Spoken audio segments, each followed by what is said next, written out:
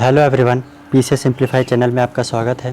Friends, आज है 5 अक्टूबर और डेली करंट अफेयर्स में आज हम 5 अक्टूबर के करंट अफेयर्स देखेंगे। लाइक शेयर सब्सक्राइब कर दीजिएगा। आइए शुरू करते हैं।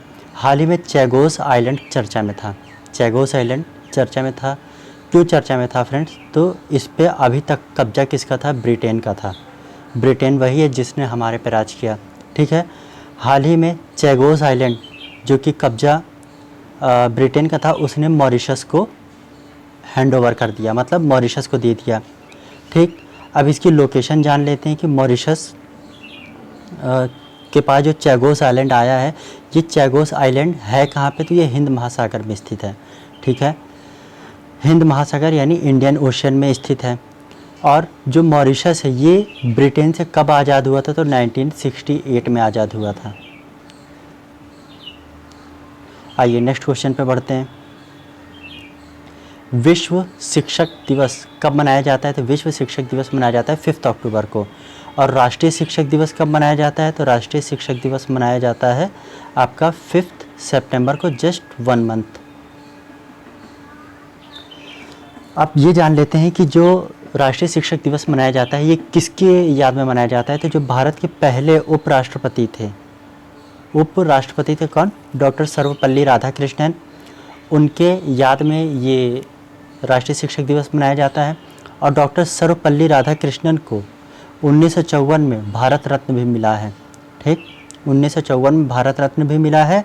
और डॉक्टर सर्वपल्ली राधाकृष्णन उपराष्ट्रपति बनने से पहले भारत के विदेश में भारत के एम्बेसडर भी थे, मतलब कहीं ना कहीं ये एम्बेसडर रहे थे भारत की तरफ से। और जो डॉक्टर सर्वपल्ली राधाकृष्णन है, शुरुआती 2 टर्म के लिए वो भारत के उपराष्ट्रपति रहे थे। फिर उसके बाद जब राजेंद्र प्रसाद जी हटे, उसके बाद हमारे उपराष्ट्रपति कौन? सर्वपल्ली राधाकृष्णन जी भारत के राष्ट्रपति बने। ठीक है। ऐसे अगर टर्म के फॉर्म में देखेंगे तो ये भारत के तीसरे राष्ट्रपति थे कार्यकाल के फॉर्म में। लेकिन अगर हम व्यक्तिगत तौर पे देखें, व्यक्तिगत तौर पे तो ये भारत के दूसरे राष्ट्रपति थे। आइए नेक्स्ट क्वेश्चन पे आ जाते हैं। हाल ही में प्रधानमंत्री राष्ट्रीय कृषि विकास योजना और कृषि उन्नति योजना को मंजूरी दी गई, किसके द्वारा? तो गवर्नमेंट ऑफ इंडिया द्वारा। फ्रेंड्स, ये स्कीम इसलिए इतनी इम्पॉर्टेंट हो जाती है क्योंकि इसमें जो बजट एलोकेट किया गया है वो अपने आप में एकदम ह्यूमंगस अमाउंट है। कितना?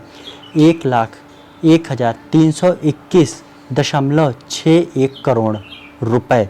ठीक, अपने आप में ये बहुत बड़ा अमाउंट है जिसको भारत सरकार ने एलोकेट किया है कृषि विकास और कृषि उन्नति योजना के लिए। जैसे कि आपको नाम से ही पता चल रहा है कि जो राष्ट्रीय कृषि है ना, उसका विकास करना और कृषि की उन्नति करने के लिए। अब कृषि की उन्नति कैसे होगी?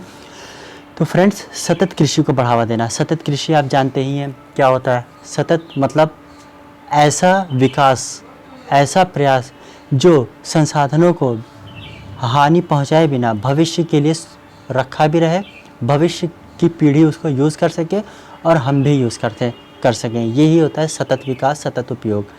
आई होप आपको समझ में आ गया होगा। नेक्स्ट क्वेश्चन पे आते हैं।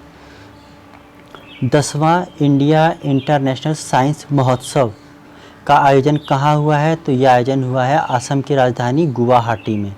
ठीक, असम की राजधानी कहाँ पे? गुवाहाटी में। मैंने आपको इंडियन मैपिंग में पूरा बताया हुआ है। असम से जुड़े राज्य भारत के कौन कौन से हैं, असम की किससे किससे सीमाएं लगती हैं। तो 10वां इंडिया इंटरनेशनल साइंस महोत्सव का आयोजन गुवाहाटी में होगा। नेक्स्ट क्वेश्चन पे आ जाइए।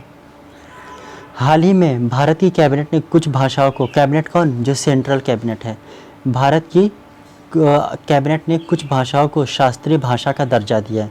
शास्त्रीय भाषा में कितनी भाषाओं को ऐड किया गया है फ्रेंड्स? तो 5 भाषाओं को ऐड किया गया है। कौन कौन सी?